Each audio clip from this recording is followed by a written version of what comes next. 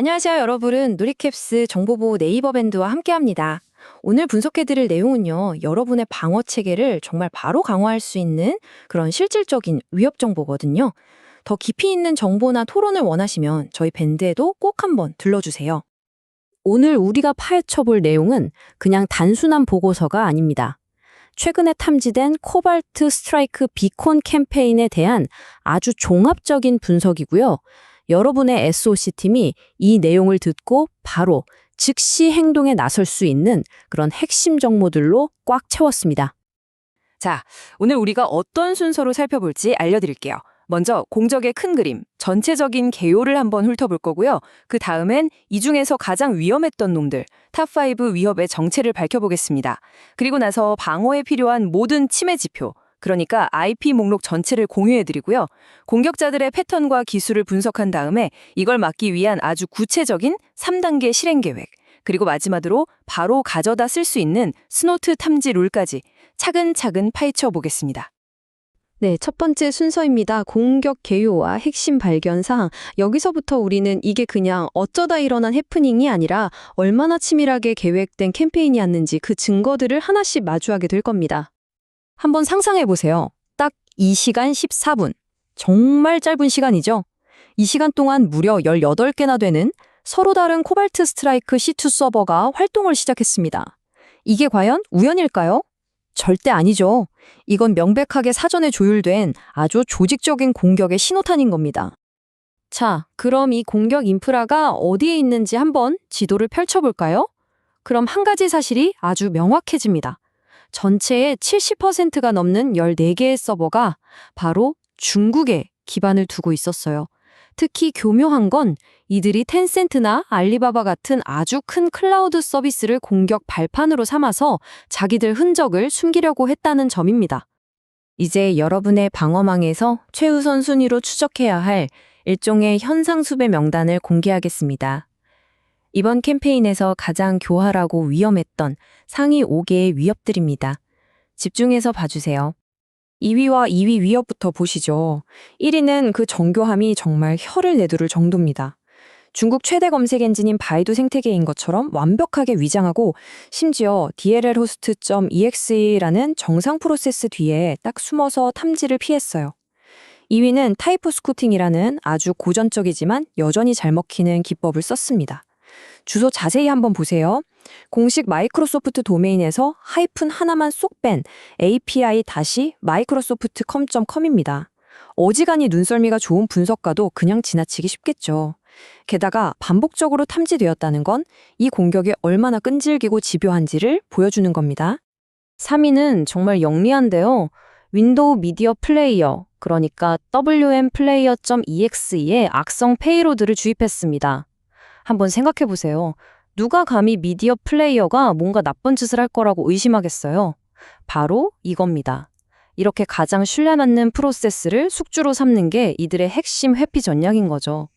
그 밖에도 일부러 만료된 SSL 인증서를 써서 보안 장비 검사를 무력화하거나 로컬호스트 주소인 척 위장하는 등 아주 고도의 기만수를 사용했습니다. 자, 이제 이번 캠페인에서 탐지된 모든 침해 지표, 즉 공격자 IP 전체 목록을 보여드릴 시간입니다. 여러분의 방화벽이나 보안 장비 차단 목록을 바로 업데이트해야 하니까요. 이 부분은 잠시 화면을 멈추고 확인하시는 것도 아주 좋은 방법입니다. 첫 번째 목록입니다. 여기서 보이는 공통점이 뭔지 아시겠어요? jQuery, 구글 애널리틱스, 픽셀, RSS 피드 전부 다 아주 평범하고 일상적인 웹 리소스들로 위장했다는 거예요. 공격자들은 더 이상 막 특별하게 보이려고 하지 않아요. 오히려 지극히 평범한 트래픽 속에 스며들어서 눈에 띄지 않는 전략을 쓰는 거죠. 다음 목록을 보면 전략이 조금 더 복잡해집니다.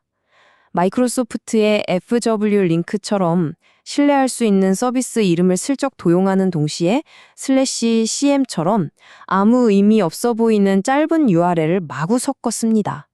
이게 뭘까요? 바로 분석가에게 혼란을 주기 위한 의도적인 노이즈, 연막 작전인 셈입니다. 패턴을 파악하기 어렵게 만들려는 거죠. 마지막 목록입니다. 여기서 가장 주목해야 할 점은 아까 봤던 2위 위협, 23.94번 IP가 또 등장했다는 사실입니다. 이게 뭘 의미할까요? 명확합니다. 이들의 인프라는 한번 쓰고 버리는 일회용이 아니라는 것, 그리고 이 공격자는 바로 지금 이 순간에도 다른 곳을 대상으로 활동하고 있을 가능성이 매우 높다는 아주 강력한 증거입니다. 자, 이제 누가 우리를 공격했는지 알았으니까요. 이번에는 그들이 언제 그리고 어떻게 움직였는지 그들의 작전 시간표와 전술을 한번 뜯어보겠습니다. 이 공격 타임라인을 보면요. 마치 한 편의 기습작전 영화를 보는 것 같습니다. 저녁 8시 52분에 첫 정찰병이 조용히 움직인 후에 서서히 활동량을 늘리다가 밤 10시 정각 단 8분 만에 6개의 C2 서버를 동시에 가동시키면서 총공세를 펼쳤습니다. 이렇게 응집된 활동 패턴이야말로 이 캠페인이 얼마나 잘 조율되었는지를 보여주는 결정적인 증거인 거죠. 그럼 이들이 가장 좋아했던 위장술은 뭐였을까요? 바로 자바스크립트 파일이었습니다. JPL이나 GA2.js 같은 파일들은 사실 어떤 웹사이트에나 다 있잖아요. 그러니까 보안 시스템의 의심을 살 가능성이 가장 낮은 거죠. 여기서 우리가 얻어야 할 교훈은 바로 이겁니다. 공격자들은 더 이상 어둠 속에 숨지 않아요. 그들은 우리가 매일 보는 가장 평범한 모습으로 위장해서 바로 우리 눈앞에 있습니다. 자, 이제 가장 중요한 부분입니다. 이 모든 정보를 가지고 그럼 우리는 뭘 해야 할까요? 여기 여러분의 팀을 위한 우선순위에 따른 아주 구체적인 3단계 실행 계획이 있습니다. 대응은 3단계로 나눠서 해야 합니다. 우리의 한정된 자원을 가장 중요한 곳에 집중해야 하니까요. 1단계, 긴급입니다. 가장 위험한 탑5 IP는 무조건 24시간 내에 즉시 차단합니다. 2단계는 우선, 그 다음 5개 IP는 48시간 내에 검토하고 차단하는 거죠. 마지막 3단계, 일반, 나머지 IP들은 일주일 내로 분석과 조치를 완료합니다. 이것이 바로 위협 인텔리전스를 실질적인 방어 행동으로 바꾸는 현실적인 방법입니다. 이제 이 정보를 여러분의 방어 시스템에 직접 이식해서 24시간 잠들지 않고 돌아가는 자동화된 탐지 체계로 만들어 보겠습니다. 바로 배포 가능한 스노트 룰입니다. 첫 번째 룰은요. 아까 봤던 2위 위협, 그 타이포스 스쿼팅 도메인을 정밀 타격하는 룰입니다. 이 룰은 다른 건 보지 않고 오직 HTTP 헤더 안에 API, microsoft.com.com이라는 문자열이 포함된 트래픽만 정확하게 찾아내서 경고를 울리게 만듭니다. 이 룰은 가장 정교했던 1위 공격자를 잡기 위해 만들어졌습니다. 생각해보세요. 그냥 바이두.com 트래픽을 다 탐지하면 오탐이 너무 많겠죠? 그래서 이 룰은 훨씬 더 똑똑합니다. 바이두.com이라는 헤더와 바이두 고유의 쿠키 값인 BID UPS ID가 동시에 나타나는 아주 비정상적인 조합을 찾아내도록 설계된 거죠. 정상 트래픽의 바닷속에서 악성행위라는 바늘을 찾아내는 겁니다. 이 룰은 가장 간단하면서도 가장 강력한 우리의 첫 번째 방어선입니다. 앞서 제가 그토록 강조했던 탑5 긴급 차단 IP 목록 있죠? 그걸 그대로 넣어서 해당 IP로 향하는 모든 통신을 즉시 탐지하고 차단하는 아주 직접적인 블랙리스트 역할을 하는 겁니다. 오늘 우리가 분석한 이 공격, 단 2시간 남짓한 시간에 아주 치밀하게 계획되고 실행됐습니다. 이걸 보고 나니 이런 생각이 들지 않으세요? 지금 이 순간 우리가 보지 못하는 우리 네트워크의 사각지대에는 또 어떤 위협이 숨쉬고 있을까? 이 질문이야말로 우리 보안 담당자들이 매일 스스로에게 던져야 할 질문일 겁니다. 오늘 준비한 분석은 여기까지입니다.